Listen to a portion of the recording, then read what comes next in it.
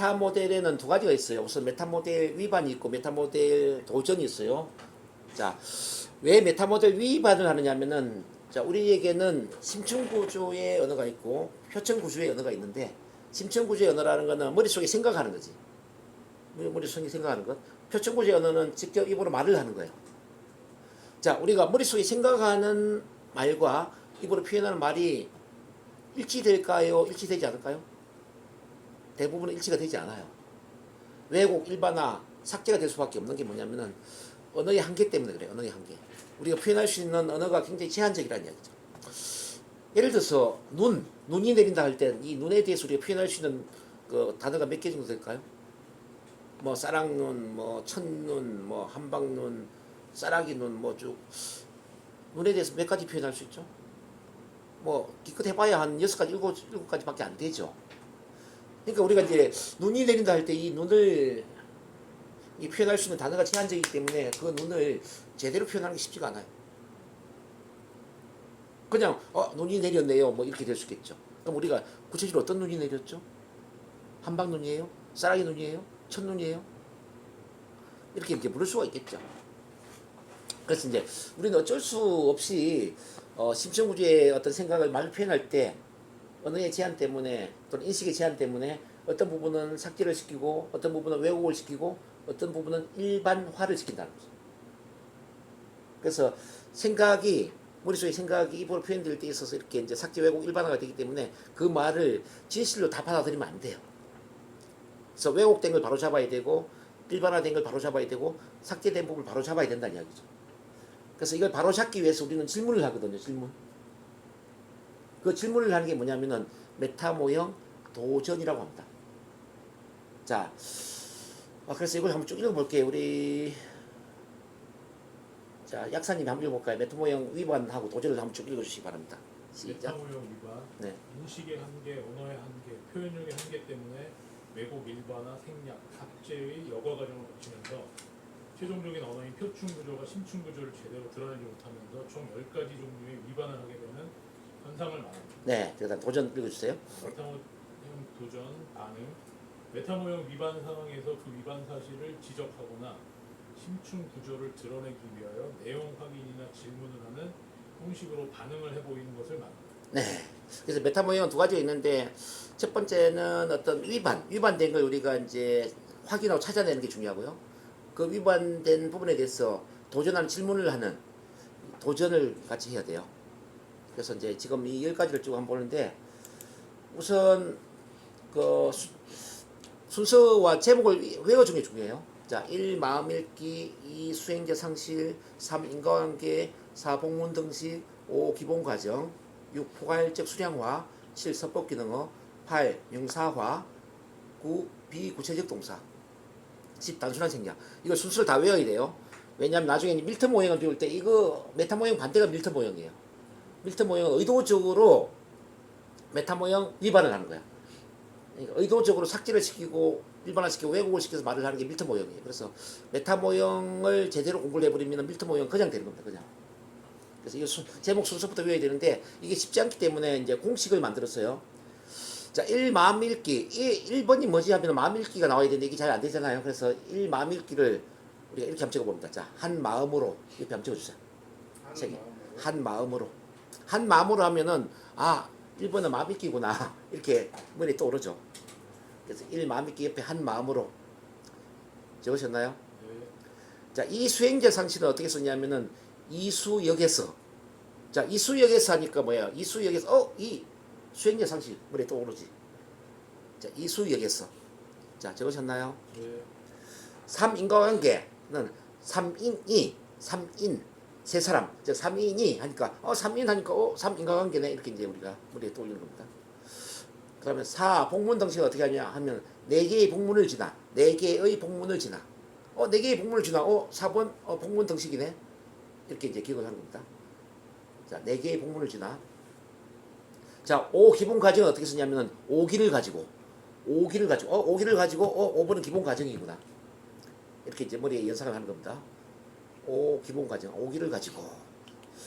6. 포괄적 수량은 어떻게 되냐면 6포를 씹으면서 6포. 자, 6포를 씹으면서 6번을 씹으면서 하니까 6번은 포괄적 수량하네. 이렇게 기억을 하는 거예요. 그 다음에 이제 칠서법 기능은 어떻게 되냐면은 칠서를 지났어. 칠서라는 지역이 저기 경남에 가면 함양 위에 칠서가 있어. 대구와 그 함안 사이에 칠서. 이제 칠서를 지났어. 이렇게 이제 한번 써봅니다. 칠서를 지났어. 그다음 팔명사는 어떻게 되냐면은 팔명으로 늘어나면서 팔명으로 늘어나면서 이제 칠서를 지나면서 이제 원래는 3인이었는데 8명으로 늘어나는 거예요. 8명으로 늘어나면서 그다음에 구분의 비구체적 동사는 어떻게 되냐면은 구비구비 돌아. 구비구비 돌아. 구비구비 돌아. 구비구비 돌아하니까 구보는 비구체적 동사구나 이렇게 머리에 떠오르죠. 그러면 이제 10번에 단순한 생략. 10단의 경지에 오른다. 10단의 경지에 오른다. 10단의 경지에 오른다 하니까 10번은 단순한 생략이네. 자, 한번 잘 보세요.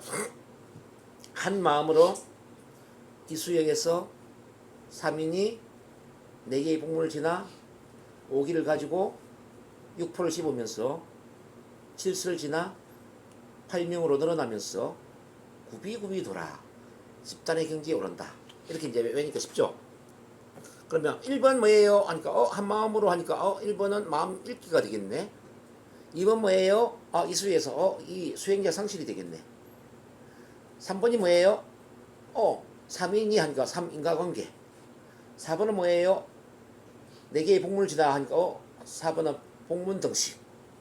5번은 뭐예요? 5기를 가지고 하니까 5 기본 과정. 6번은 뭐죠? 6포를 씹으면서 6포괄적 수량화가 되겠네.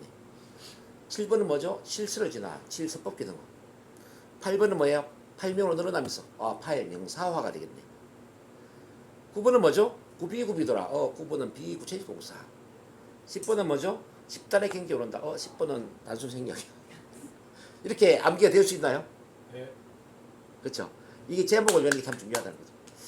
그럼 미리 제가 또 팁을 드리는 게 뭐냐면은 이제 이 제목도 해야 되지만 이제 지금부터는 여러분들이 말의 내용보다 말의 구조에 촉각을 세워야 됩니다.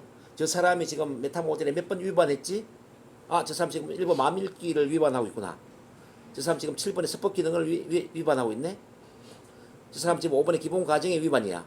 뭐 이렇게 이제 위반된 걸 찾아내야 돼요. 이해되시나요? 네. 말의 구조에 촉각을 세워야 된다는 거죠. 말의 구조. 저 사람이 어떻게 말의 구조에서 위반된 말을 하고 있느냐. 그러면서 이제 즉각적으로 반응을 하는 훈련을 해야 돼요. 그리고 이제 미리 또 말씀드리고 싶은 게 뭐냐면은 이거는 꼬치꼬치 따져서 질문하는 거거든요. 누군가 여러분들한테 꼬치꼬치 따져서 질문하면 기분이 어때요? 편안해요? 기분이 나빠요? 나빠요. 기분이 나빠지죠? 그래서 이 메타 모델을 사용할 때는 반드시 레포 형성이 된 그 상황에서 이 메타 모델을 사용하는 거예요. 레포가 형성이 되지 않는 좀 뭐 아직은 서먹서먹하거나 좀 불필요한 상황인데 이 메타 모델을 사용하잖아요. 기분이 더 나빠지겠죠. 그렇지 않아요? 충분히 내 말을 받아들일 수 있는 그 편안하면서도 좀 친밀감이 형성이 되고 믿음직되고 구축된 그 상황에서 이 메타 모델을 사용하는 거죠. 그렇게 하면은 이제 기분 나쁘지 않게 내 말을 받아들이죠. 그래서 이제 어떤 상태에서 이 말을 듣느냐에 따라서 다르고 다른 말이 될 수가 있다는 것입니다. 제 말 이해되시나요? 네. 그래서 어떤 래퍼 형성이 가장 최우선이다 이걸 아시고 메타 모델을 지금 배워보는 겁니다. 그러면 일단 순서를 한번 다시 확인해 볼게요. 1번 자 눈 감으시고 1번이 뭐라고 그랬죠? 예, 1번 한마음으로 마음 읽기예요. 7번이 뭐죠? 예, 7서를 지나 7번은 서법 기능어. 자 4번이 뭐죠? 눈 감고 4번. 자 4개의 복문을 지나 한 게 4번은 복문 등식이 되겠죠. 좋아요. 이제 8번이 뭐예요? 8번. 8명으로 늘어나서 하니까 8번은 8명사화가 되겠다. 그죠? 9번이 뭐예요? 구비구비 돌아. 그렇죠. 비구체적 동사가 되는 겁니다. 자, 3번 보겠습니다. 3번은 자, 3인이 하니까 인과관계 되고. 네, 좋아요. 자, 그다음에 6번. 6포를 씹으면서 하니까 뭐죠? 포괄적 수량. 그죠. 포괄적 수량화. 이렇게 이제 그 유포만 생각해. 6포. 그래서 이제 번호하고 제목이 그냥 연결되어야 돼. 그러니까 입에서 그냥 쭉 나올 수 있도록 해야 돼요. 그래서 메타 모델은 어쩔 수 없이 뭐 달달 외워야 됩니다. 그럼 이걸 이제 지금부터 한번 해볼게요. 자, 제 설명을 들으면서 잘 한번 따라와 주시기 바랍니다. 그럼 1번에 마음 읽기부터 한번 해볼게요. 자, 마음 읽기. 자, 타인의 내적 상태를 주관적으로 짐작해서 마치 사실처럼 말을 한다. 이게 무슨 말이죠? 내적 상태를 짐작한다는 거죠. 주관적으로 짐작한다는 거. 이 객관적으로 짐작하는 게 아니라 주관적으로 짐작하기 때문에 잘못 짐작할 수도 있겠죠. 긍정적으로 짐작하면 이건 좋은 거예요. 근데 이제 잘못 짐작을 하기 때문에 우리가 도전을 하는 거지. 나중에 이제 밀트 모형을 배울 때는 밀트 모형은 의도적으로 상대의 마음을 긍정적으로 짐작해 주는 거야. 근데 메타 모델은 부정적으로 짐작을 할 때 이때 우리가 이제 그 부정적인 마음 읽기를 깨트려 주는 거죠. 그럼 예를 들어서 당신은 나를 좋아하지 않군요. 당신은 나를 좋아하지 않군요. 지금 내가 좋아하는 좋아하지 않는지 모르잖아요. 근데 내 마음을 주관적으로 짐작하는 거잖아. 당신은 나를 좋아하지 않군요. 이거는 지금 주관적으로 잘못된 짐작을 할 수 있기 때문에 우리가 이제 도전을 해야 돼. 그럼 어떻게 도전하느냐? 내가 좋아하는지 좋아하지 않는지 구체적으로 어떻게 알죠? 구체적으로 어떻게 알죠? 구체적으로 어떻게 알죠?라고 질문을 한단 말이야. 그러면 그 사람 생각을 하겠죠. 내가 잘못 짐작했나? 자, 2번 한번 봐봐요. 그녀는 제가 게으르다고 생각합니다. 게으르다고 생각합니다. 그녀가 그렇게 생각하는 것을 당신이 어떻게 알죠? 그녀가 그렇게 생각하는지 그렇지 않는지 어떻게 알죠? 이거죠. 자, 그 마음 읽기는 자, 뭐뭐인 것 같군요. 당신이 뭐뭐라는 걸 알아요. 이제 이런 구조의 말인데 이걸 이제 부정적으로 짐작할 때 우리는 가만히 있는 게 아니라 도전적으로 질문을 한다. 당신은 자기 관리가 잘 안 되는 것 같군요. 자, 당신은 자기 관리가 잘 안 되는 것 같군요. 지금 이 말 들을 때 기분이 많이 상하죠? 그죠? 그러면 가만히 있으면 안 되지. 내가 자기 관리가 잘 되는지 안 되는지 어떻게 알 수 있죠? 뭐 어떻게 알 수 있죠? 이렇게 질문하는 거죠. 당신은 건강 관리를 잘 못하는 것 같네요. 건강 관리 잘 못하는 것 같네요. 자, 그럴 때 또 기분이 안 좋잖아요. 제가 건강 관리를 잘 하는지 안 하는지 어떻게 알 수 있죠? 이제 어떻게 알 수 있죠? 이제 이렇게 가는 거예요. 느낌 어때요? 어떻게 알 수 있죠? 이렇게 할 때. 그래서 이게 도전적인 질문이기 때문에 라포 행성이 중요하단 말이죠. 라포 행성이 안 되는데 어떻게 알 수 있죠? 이렇게 따지면 기분 상해버리죠. 그래서 이제 나중에 다시 정리를 하겠지만은 우리가 메타 모델 하나를 사용하기 위해서는 사실은 밀턴 모형을 2개, 3개 이상을 사용을 해야 된다는 거죠. 80, 90% 긍정적인 그런 말을 하는 다음에 중간에 끼워서 메타 모형을 사용해야 되지 계속 메타 모형만 사용해버리면 기분이 아주 상해버릴 수가 있어요. 근데 이 마음 읽기는 상대방에 대해서 마음 읽기를 잘못할 수도 있지만은 자기 자신에 대해서도 마음 읽기를 잘못할 수가 있어요. 자기 자신에 대해서. 이런 저는 발표 불안증이 있는 것 같아요. 저는 스피치에는 재능이 별로 없는 것 같아요. 자기 자신에 대해서 저는 스피치에는 재능이 별로 없는 것 같아요. 저는 발표 불안증이 있는 것 같아요. 자기 자신에 대해서 뭐뭐인 것 같아요. 이렇게 이야기할 수 있잖아요. 그럼 우리가 어떻게 이야기해야 되죠? 선생님이 발표 불안증이 있는지 없는지 어떻게 알 수 있나요? 선생님이 언어의 재능이 부족한지 그 사실을 어떻게 알 수 있나요? 우리가 상담할 때 이렇게 질문할 수 있죠. 저는 아무래도 돈 버는 재주가 없는 것 같아요. 저는 아무래도 돈 버는 재주가 없는 것 같아요. 그럴 때 우리가 가만히 있는 게 아니라 그 돈 버는 재주가 있는지 없는지 어떻게 알 수 있을까요? 그래서 이제 이 메타 모델 사용할 때는 얼굴 표정이나 눈빛이나 목소리 톤도 굉장히 중요해요. 아주 강압적으로 그거 어떻게 알 수 있어요? 이렇게 강압적으로 물어버리면 기분이 어떨까요? 말도 이제 이건 따지는 건데 목소리도 이렇게 따지듯이 막 언성을 높여버리면 기분이 더 상해버리겠죠. 그래서 이제 어차피 따져서 질문하는 거기 때문에 표정이나 목소리 톤을 아주 부드럽게 조절을 해야 되죠. 돈 버는 재주가 있는지 없는지 그 사실을 어떻게 알 수 있을까요? 예를 들어서 미소 지으면서 그렇게 이야기해야 된다. 의외로 우리가 상담하다 보면 자기 자신에 대해서 마음 읽기를 잘못하는 사람들 굉장히 많이 있단 말이에요. 저 우울증에 걸렸나 봐요. 저 우울증이 있나 봐요. 그러잖아요. 그럼 가만히 있는 게 우울증에 걸렸군요. 이렇게 공감을 하는 게 아니라 우울증에 걸렸는지 그렇지 않은지는 어떻게 알 수 있을까요?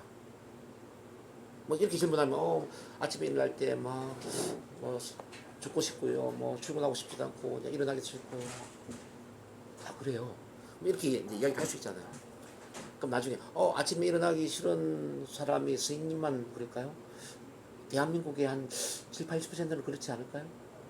아침에 일어나기 싫다고 해서 다 우울증에 걸렸을까요? 예를 들어서 뭐 이렇게 이제 따져 들어가는 거죠. 그래서 이제 이 만밀기라는 것은 이제 타인에 대해서 또는 자기 자신에 대해서 부정적으로 만밀기를 하고 있을 때 구체적으로 어떻게 알 수 있을까요? 자, 이런 식으로 질문을 함으로써 그 생각이 틀릴 수 있다라는 것을 깨우쳐 주는 거죠. 지금 이 합법들이 처음 배우는 거라기보다는 이미 쓰고 있는 합법일 수도 있어요. 특히나 이제 좀 의식 레벨이 높은 분들, 영적으로 거듭난 분들 이런 합법을 본능적으로 쓰고 있는 경향이 있지. 근데 이제 이게 메타 모델이라는 걸 잘 몰랐죠. 그래서 지금 가르쳐 드리는 이런 것들이 처음 배우는 거라기보다는 수천 년 전부터 뭐 소크라테스나 예수님이나 부처님이나 이런 성인들이 써왔던 합법들 이런 것들을 정리를 한 것이다 이렇게 이해를 하시면 돼요. 그러니까 영적으로 거듭난 분들이 써왔던 합법을 정리를 했다 이렇게 이해를 하시면 됩니다. 그래서 이제 우리 유상숙 선생님이나 뭐 약사님이나 우리 남호인 박사님이나 여기 다 보면 영적으로 거듭난 분들이잖아요. 이미 전생에 이런 합법을 썼다는 얘기죠. 그렇게 이해를 하시면 되고요. 일단 만밀기를 우리가 이렇게 이해할 수 있겠죠. 네. 두 번째로 한번 배워보겠습니다. 그러니까 수행자 상실. 수행자 상실은 어떤 거냐면은 가치 판단을 하는데 그 가치 판단을 누가 하는지 명확하게 밝히지 않고 일반화를 시켜버린다. 그러면 가치 판단이라는 게 뭐냐면은 뭐 좋다, 좋지 않다, 옳다, 옳지 않다, 뭐 소중하다, 소중하지 않다, 뭐 중요하다, 중요하지 않다, 필요하다, 필요하지 않다. 이게 다 가치 판단이잖아요. 이해되시나요? 근데 좋다, 좋지 않다, 옳다, 옳지 않다, 뭐 이런 가치 판단하는데 그걸 누가 판단을 내리는지 그 판단 주체가 없는 거지. 네. 그렇게 이야기 많이 하는데 이를테면 보세요. 그런 행동을 하는 건 옳지 않아요. 그런 행동을 하는 건 옳지 않아요. 옳지 않다고 판단하는 사람이 누군지 지금 모르죠. 그렇죠? 그래서 우리는 따지고 물어야 돼. 옳지 않다고 말하는 게 누구의 말이죠? 옳지 않다는 게 누구의 말이죠? 누구에 의하면 그렇다는 말씀이죠? 이렇게 묻는 거지. 또 봐봐요. 여자들은 아이가 있을 때 뭐 일하는 것은 옳지 않습니다. 이것도 이제 옳지 않다라고 같이 판단되는데, 예, 그걸 누가 지금 판단하는 이야기를 안 하고 있어. 그러니까 그건 누구의 말입니까? 그건 누구의 말입니까? 누구에 의하면은 그렇다는 말씀이죠. 네, 그렇게 말했습니다. 그렇죠. 의외로 이제 사람들이 자기는 책임 회피를 하면서 막 그 가치 판단에 대한 이야기를 막 하는 거지. 야, 여자는 밖에 밤늦게 돌아다니면 안 돼. 뭐 이런 이야기 하잖아, 여자들. 여자는 아이가 있을 때는 일을 하면 안 되지. 누구 맘대로. 뭐 보면 그렇잖아요. 그러니까 또 이제 우리 부모님도 이제 부모님 가치를 막 주입시키거든요. 최소한 인생을 제대로 살려면 대학은 들어가야지. 대학을 들어가지 않는다는 건 인여인간이 되는 거예요. 인여인간. 우리 옛날에 말죽거리 잔혹사 영화를 보면은 그거 나오잖아요. 그 아버지 하는 사람이 야 대학 들어가지 않으면 인여인간이 되는 거예요. 인여인간 알았냐? 막 이렇게 이제 그 건상고한테 막 주입시키잖아요. 그러면 따지 물어야죠. 그건 누구의 말이에요, 아버지? 이를테면 사실 뭐 대학 안 나와도 저기 뭐 그 회사 설립해서 뭐 성공한 사람 참 많잖아요. 근데 우리 이제 고등학교 다니고 할 때는 그런 이야기 많이 들었죠. 대학을 들어가지 않는다라는 것은 사회 낙오자가 되는 것이고 사회 인간이 되는 거야. 뭐 이렇게 선생님들이 막 이야기하잖아요. 그래서 근데 뭐 그 가치관이 누구의 가치관인지 모르는 거죠. 근데 이제 일반화된 가치관을 막 주입시키는 거야. 그럴 때 이제 우리는 물어야죠. 선생님, 그건 누구의 말이죠? 그런 싸가지가 없네.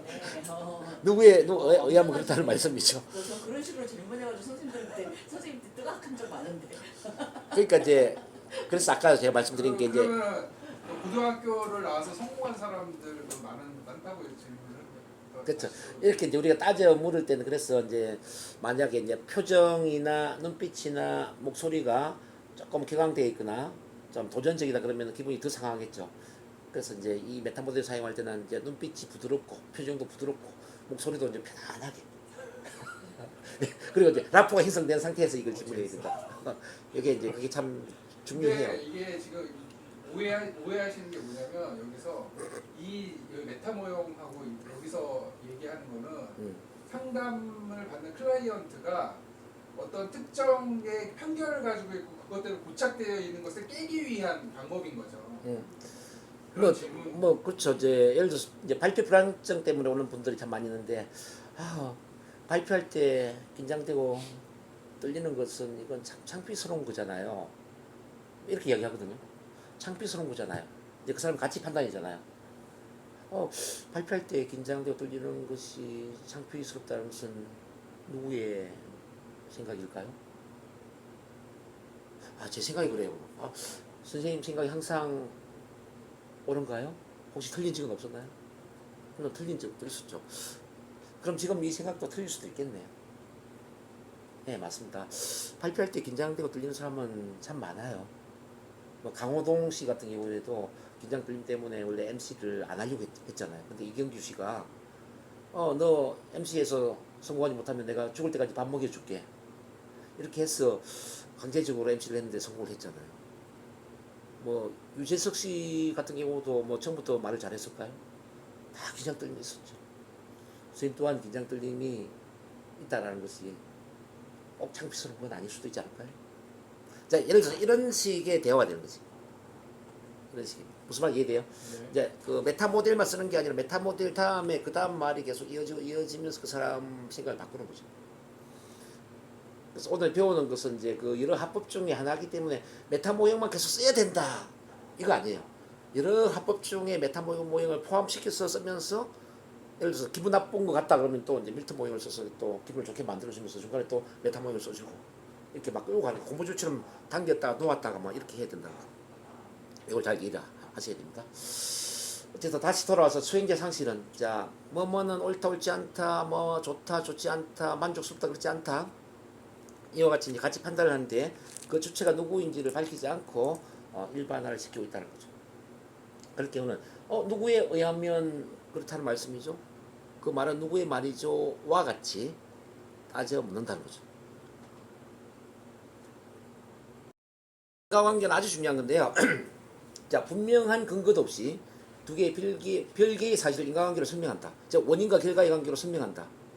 많은 사람들이 자, 이런 인과관계의 문제로 상담을 오죠. 자, 우선 예를 보고 먼저 이해를 해볼게요. 당신 때문에 화가 나 죽겠어요.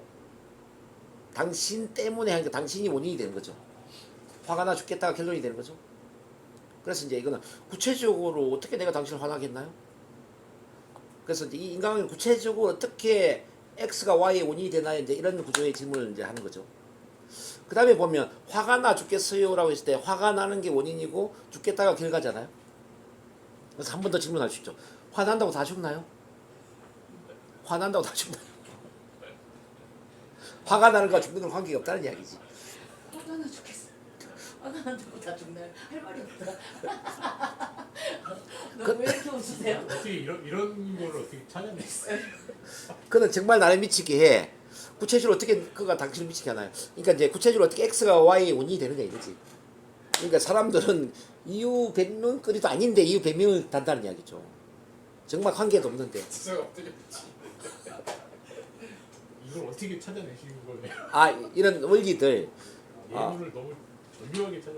그래서 이제 저번에 제가 NLP 첫 시간에 이야기를 했는데, 자 리차드 밴들러가 가족 치료 전문가인 버지니아 사티가하고 또 프리츠 게슈탈트 치료의 프리츠 세미나를 이제 녹취를 하다 보니까 어떤 식의 대화를 하는데 1시간 전에는 다 죽어가던 어떤 사람이 1시간 이후에 너무나 긍정적으로 바뀌는 거예요. 네. 그래서 어떻게 대화를 하지 해서 연구를 시작하게 된 게 이제 바로 이제 이 메타 모델이거든. 그래서 이제 그 캘리포니아 대학의 그 언어학 교수인 그존 그린더 교수를 찾아가면서 도대체 어떻게 대화를 하기에 사람이 바뀌는지 난 모르겠다. 교수님이 같이 좀 공동 연구를 해 달라. 아니 이게 뭐냐면 그걸 분석한 거죠. 이제 네. 분석한 게 대화. 그래서 이제 존 그린더 교수와 리차드 밴들가 합작으로 언어의 구조를 연구를 해서 만들어낸 게 이 메타 모델인데 그 책 제목이 이제 마법의 구조라는 거예요. 그러니까 The Structure of Magic. 그 마법의 구조라는 책을 쓰면서 NLP가 시작이 되는 거지. NLP의 시작은 바로 메타 모델이에요. 근데 이 책을 그레고리 베이슨이 읽고 너무 감동을 받아가지고 야 너무 책 잘 썼어. 근데 하나만 더 통합을 하면 더 좋겠어. 내 친구 중에 그 최면 씨, 그러니까 그 미스터 힙노시스라고 불리는 그 밀턴 에릭슨이 있는데 내 친구 밀턴 에릭슨 좀 모델링을 해봐. 그래서 이제 체면 전문가인 밀턴 에릭슨을 또 연구를 하면서 에릭슨의 체면적 화법이 통합이 된 거죠. 오후에 이제 배우게 된 게 밀턴 화법, 밀턴 모델이 이제 그건데 그 NLP 시장 바로 화법이에요. 화법. 어떻게 이렇게 말을 하기에 사람이 바뀔 수 있는 얘기죠. 근데 지금 인간관계는 굉장히 중요한데요. 거의 우리 내담자 중에 뭐 99%는 인간관계 위반으로 찾아오잖아요. 이를테면 이런 거죠. 어릴 때 저희 아버지가 너무 폭력적이고 오마셔가지고 제 성격이 소심해졌어요. 이렇게 이야기하잖아요. 그러면 이제 이렇게 질문해야죠. 구체적으로 어떻게 아버지가 오마셨기에 성격이 소심해졌다는 말씀이죠? 뭐 이런 질문이죠. 또 더 나아간다면은 어릴 때 아버지가 폭력적인 분이었다면은 모든 사람이 소심한 성격이 되었을까요? 이를테면 또는 아버지가 엄하신 분임에도 불구하고 소심하지 않는 사람은 없을까요? 자, 이런 이야기 들었을 때 느낌이 어때요? 그냥 뭐 허무해지죠. 그 변명거리가 아니라는 거죠. 네, 기분이 확 빠지네. 네. 자, 믿었던 남편이 바람을 피웠어요. 저 죽고 싶어요. 이런 사람 있잖아요.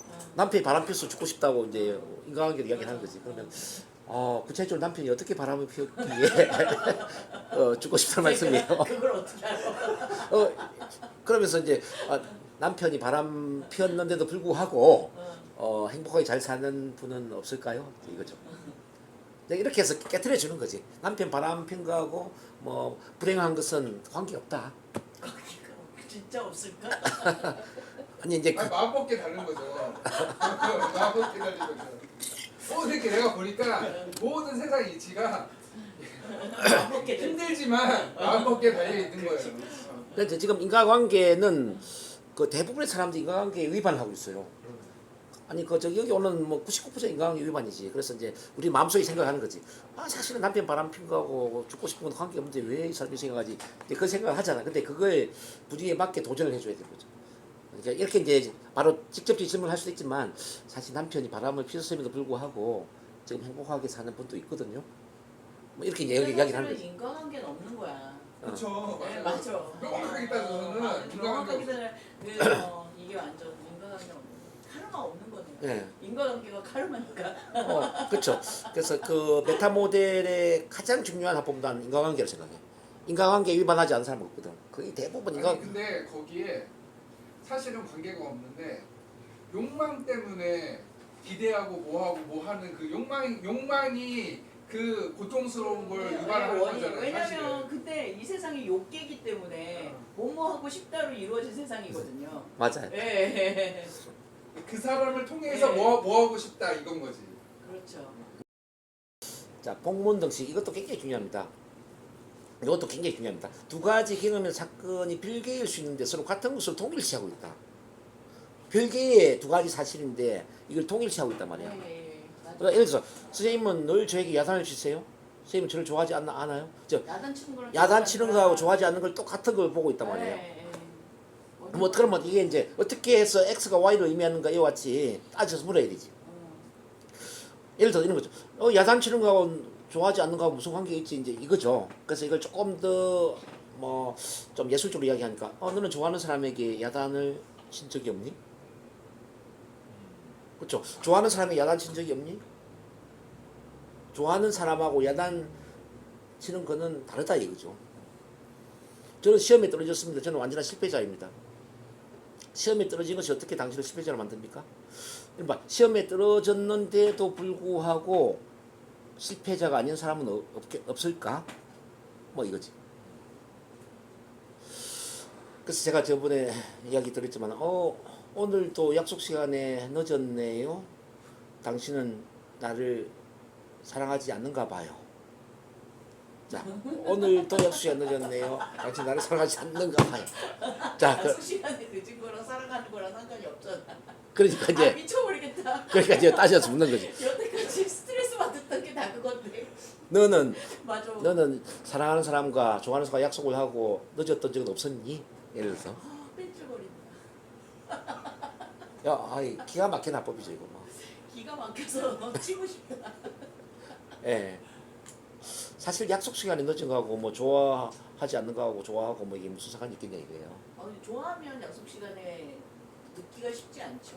네. 최대한 약속 시간을 맞추려고 노력하겠죠. 근데 그렇다고 네. 아이고. 근데 싸울 일이 없겠네. 네. 네.